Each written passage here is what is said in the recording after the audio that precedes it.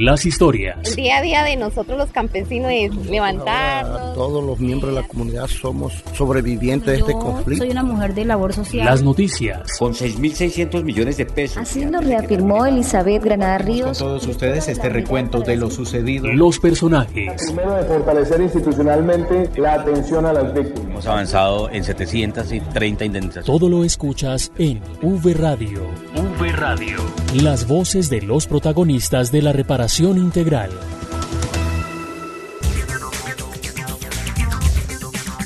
Hola, bienvenidos y bienvenidas. Esto es V Radio, con las noticias, los personajes y las historias de la reparación integral a las víctimas. Los acompañamos, cada uno desde casa, por supuesto, Marta Esteves y Santiago Santa Coloma.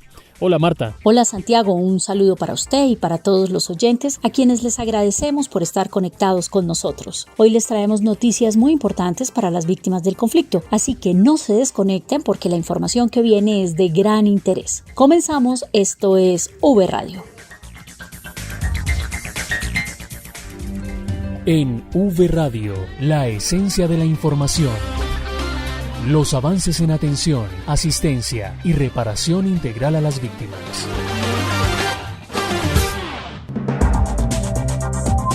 Bien, y hoy hablaremos de un tema muy importante para las víctimas del conflicto y es el pago de las indemnizaciones y los giros de ayuda humanitaria y las entregas de estas notificaciones. Para este tema saludamos a la subdirectora de reparación individual de la Unidad para las Víctimas, Alexandra María Borja, recién llegada a la entidad, pero pues con toda la disposición para trabajar por las víctimas del conflicto. Subdirectora, bienvenida y gracias por acompañarnos. Santiago, Marta, muchas gracias por la invitación. Aquí muy dispuesta a trabajar por las víctimas. ¿Cuáles son las estrategias que actualmente se están llevando a cabo en la entidad para el pago de las indemnizaciones administrativas? Mira, Marta, la entidad actualmente está trabajando la estrategia que se ha denominado bancarización masiva. Esta es para el pago de las indemnizaciones a las víctimas. Esta consiste en la creación masiva de cuentas de ahorro a nombre de cada una de las personas beneficiarias de la medida de indemnización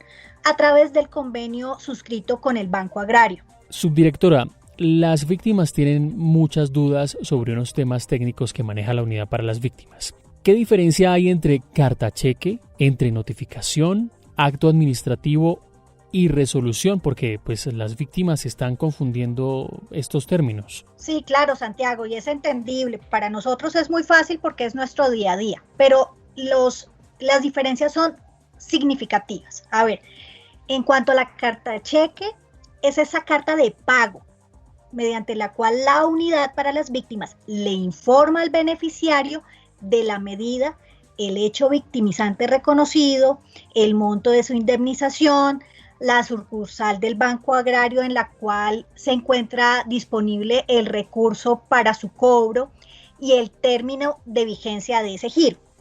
La víctima debe presentar esta carta en el Banco Agrario al momento de cobrar el giro, acompañado con la copia de su documento de identidad. Ahora, la notificación.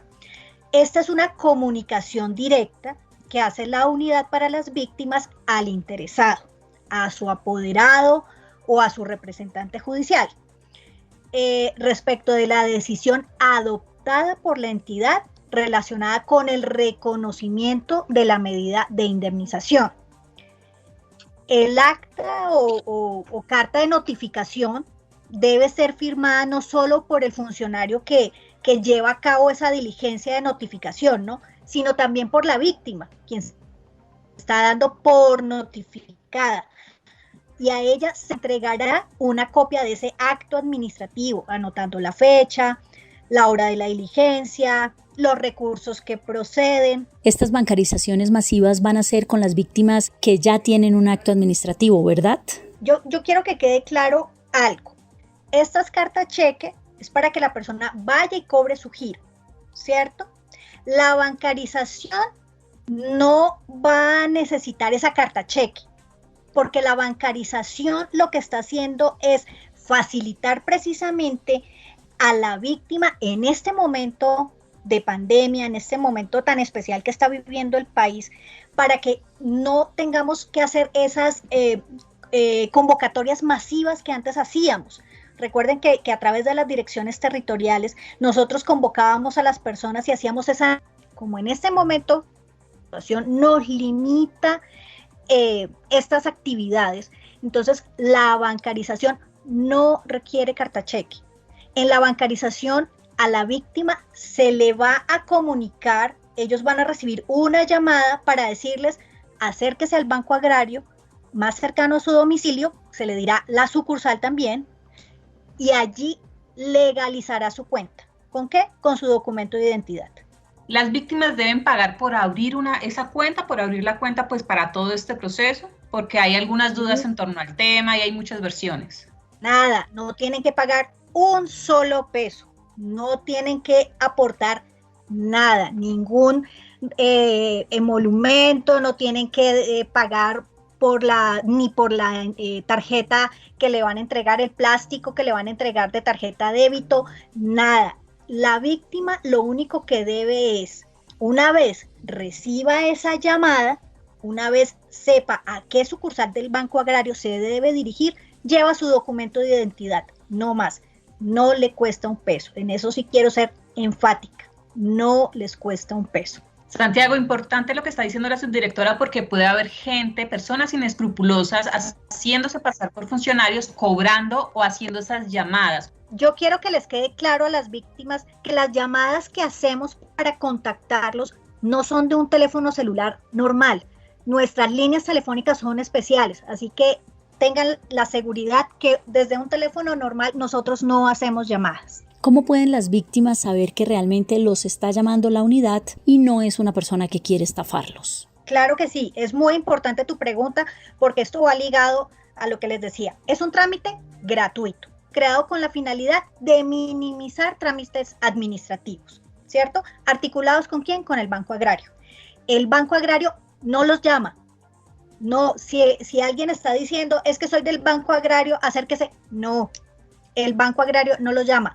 Los llama la unidad a través de servicio al ciudadano. ¿Cómo? Les hace una llamada diciéndoles, usted es beneficiario de la medida, usted debe acercarse al Banco Agrario, les informará a qué sucursal, es una sucursal cercana a su domicilio, para que allí legalice la cuenta. Subdirectora, ¿solo se están realizando entonces notificaciones vía telefónica o están usando otras formas de notificación? Solo llamada, no se está enviando ninguna información a través de mensajes de texto. La unidad para las víctimas está realizando el contacto a las víctimas a través de llamada telefónica, a quienes les suministra la información de manera directa y absolvemos dudas frente al proceso de bancarización.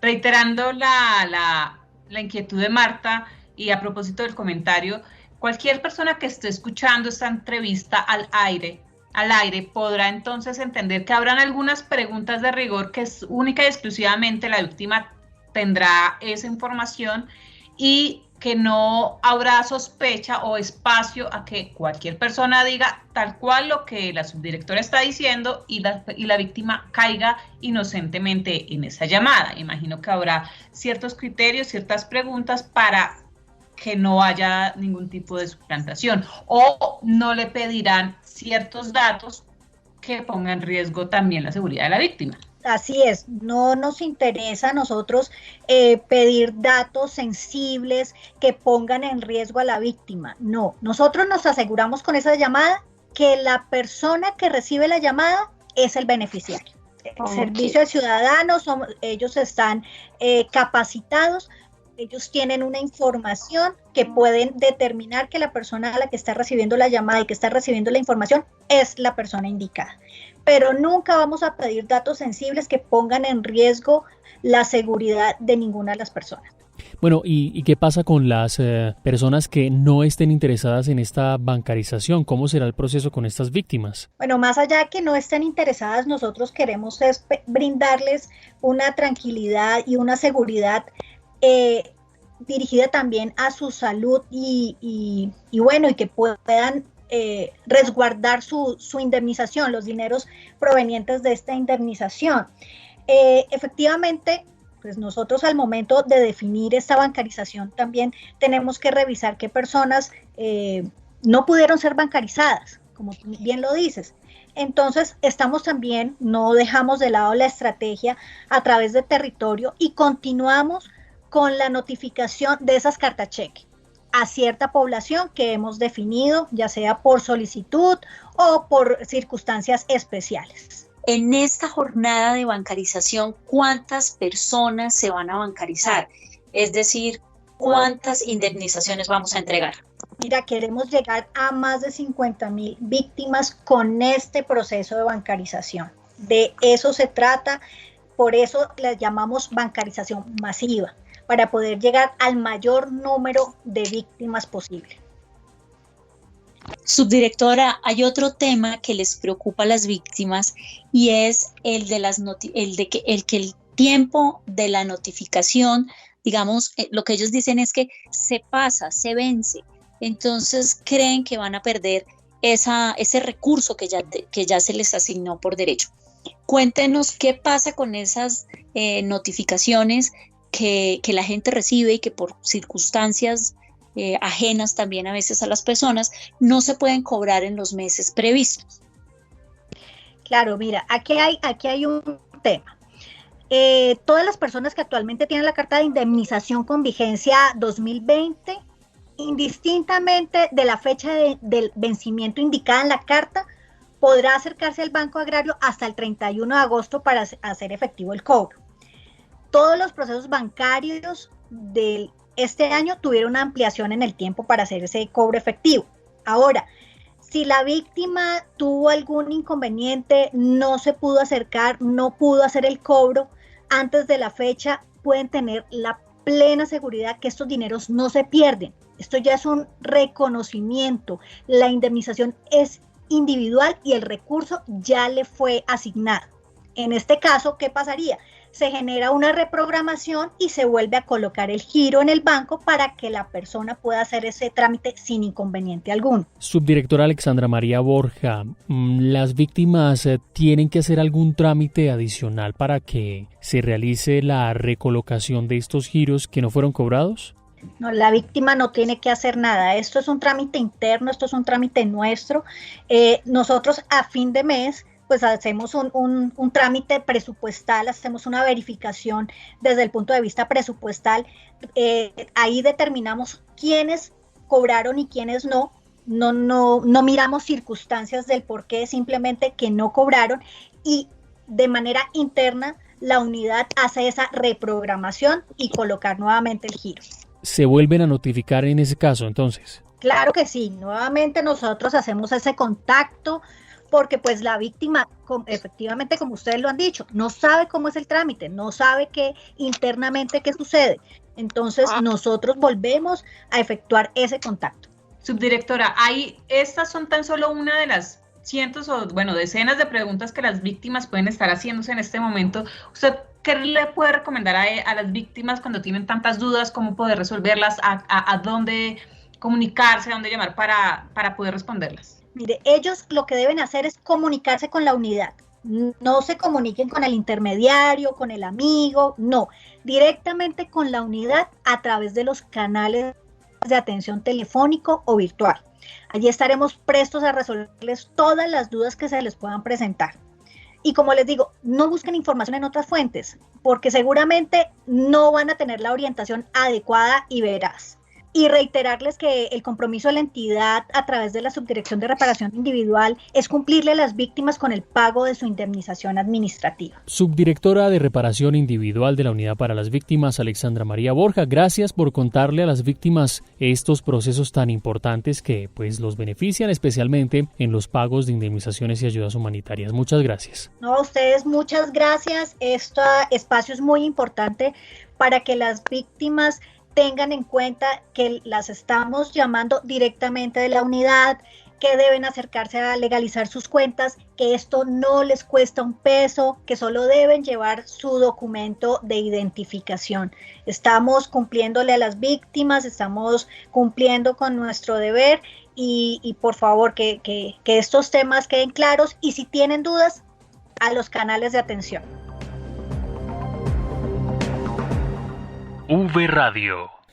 A raíz de la contingencia de salud que se ha declarado en todo el país, la Unidad para las Víctimas lo invita a adelantar sus trámites a través de los diferentes servicios virtuales disponibles, como el chat web, autoconsulta telefónica, chatbot y SMS, disponibles en la página www.unidadvictimas.gov.co. A través de su teléfono celular también cuenta con el servicio de chat por medio de mensajes de texto, escribiendo al código 87305 sin ningún costo. Los horarios de atención para todos nuestros servicios son de lunes a viernes de 7 de la mañana a 9 de la noche y los sábados de 7 de la mañana a 5 de la tarde. Unidos por las Víctimas. Este 13 y 14 de agosto se llevó a cabo el Encuentro Nacional de Jóvenes Representantes a la Mesa Nacional de Participación Efectiva de las Víctimas. El encuentro tuvo como evento inicial un conversatorio entre el director de la Unidad para las Víctimas, Ramón Rodríguez, y el consejero presidencial para la Juventud, Juan Sebastián Arango. La moderación del conversatorio estuvo a cargo de los representantes por el enfoque de jóvenes, Laura Borrero y Alberto Vidal. El director de la unidad reiteró su compromiso con los jóvenes víctimas. El compromiso de la Unidad para las Víctimas en el trabajo es con toda la comunidad y con toda la población víctima, con esos 2 millones algo de jóvenes que también tenemos en el registro entre los 18 y 28 años. ¿Qué es lo importante acá? Que muchos de ustedes, los que hoy nos acompañan y que aparecen entre esa edad y ese rango entre los 18 y 28 años, fueron los jóvenes que fueron afectados, o no eran jóvenes en ese momento, eran niños, eran bebés que estaban y que les tocó salir con su papá, con su mamá, desplazados de la mano. Desde la unidad hemos venido haciendo todo un proceso de acompañamiento. La cooperación internacional nos ha ayudado mucho en los programas para implementar y cerrar esas brechas que a veces son difíciles, pero también el esfuerzo que hemos hecho dentro de la entidad para atender a este grupo poblacional, especialmente en los temas de atención psicosocial. Eran niños, hoy en día son jóvenes que les ha tocado vivir todo el proceso de más de 50 años de violencia y que hoy son esos sobrevivientes de ese conflicto y que adicional a eso, pues estamos buscando generar esas capacidades en cada uno de ustedes para que sean constructores de su propio proyecto de vida. Hacemos una pausa y volvemos con más noticias en V Radio. ¿Quieres ser parte activa de la rendición de cuentas de la Unidad para las Víctimas? Te invitamos a leer el informe de rendición de cuentas de la vigencia 2019 y a contestar la encuesta sobre los temas que quieres que se traten en nuestra rendición. Visita la página web www.unidadvictimas.gov.co, das clic en el banner Rendición de Cuentas y nos envías tus temas. En la Unidad para las Víctimas, la participación ciudadana es transparencia. Unidos por las Víctimas. Las voces de las víctimas del conflicto revelan el poder de resiliencia. Bueno, yo soy una mujer de labor social. El tejido social de esta y de muchas comunidades de Colombia se reconstruye. En V Radio, las historias de vida.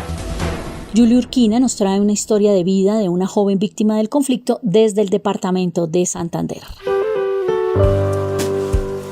No fue una opción para Verónica Zapata, joven bolivarense de 27 años de edad, conformarse a repetir las escenas de tránsito de la guerra en su vida. A sus 13 años tomó la gran decisión de despojarse, soltar la opresión y dejar de normalizar el temor, impidiendo que sujetos de uniformes la hicieran parte de su cotidianidad y su ley. El sonido de las ráfagas de fusil se pasea aún y de manera intermitente en la mente de Verónica. Los hechos ocurridos durante su infancia y adolescencia la marcaron de manera definitiva. Su testimonio alude a pueblos, lugares, corregimientos, espacios rurales de Colombia ajenos para los noticieros, desconocidos para los buscadores de internet, pero arraigados en los relatos del conflicto armado. Habían veces que estábamos en el colegio y pues teníamos que correr para la casa o tirarnos ahí en el piso, esperar que se dejaran de oír los disparos. Incluso a este tiempo es precaria la educación para los chicos que hay allá ahora, porque tengo entendido que los profesores pues les da miedo. Entonces yo le dije a mi papá que yo me quería superar y que yo quería terminar mi bachillerato porque apenas había hecho hasta séptimo y no estaba estudiando. Entonces yo le dije que yo quería ser alguien en la vida y salir adelante y no me quería quedar ahí estancada. Verónica hoy día es representante de jóvenes víctimas en la mesa de participación por el departamento de Santander. A la par se desempeña como enfermera.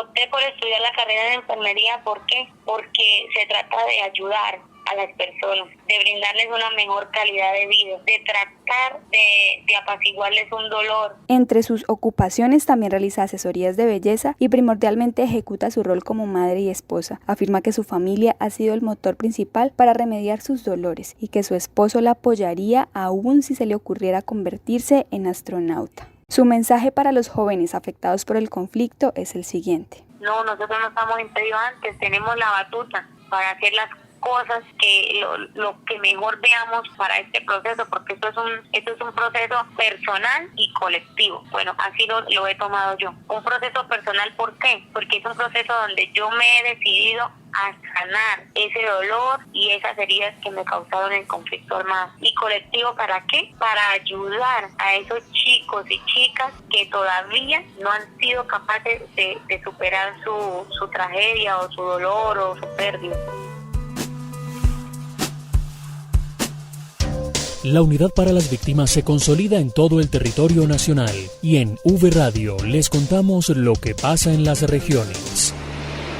El director de la Unidad para las Víctimas y el gobernador de Caldas se reunieron de manera virtual para discutir temas en favor de las víctimas. Edwin Herrera con la noticia. El director general de la Unidad para las Víctimas, Ramón Rodríguez Andrade, y su equipo de trabajo, la directora territorial de la entidad para esta zona del país, Laura Moreno, atendieron la petición del gobernador de Caldas, Luis Carlos Velázquez, para reunirse de forma virtual y coordinar acciones que puedan favorecer a las víctimas del conflicto armado que habitan en dicho departamento. Inicialmente escuchamos al gobernador de Caldas. Hemos ido 2 veces ya al Congal, hemos estado con la gente, este sector es muy importante para nosotros, pude estar muy de cerca con las víctimas, bueno, es un tema que nos duele. Uno de los ejes centrales del encuentro giró en torno a la adecuación para la estabilidad de 5 taludes y el manejo de aguas superficiales en la vereda del Congal, corregimiento de San Diego en Samaná, lugar que se vio bastante afectado por el conflicto armado años atrás y que hoy adelanta un proceso de retorno y reubicación. A continuación nos habla el doctor Ramón Rodríguez al respecto. La modalidad que hacemos nosotros es infraestructura social y comunitaria, son obras muy pequeñas, donde nosotros colocamos los materiales, ustedes colocan la mano de obra, obras que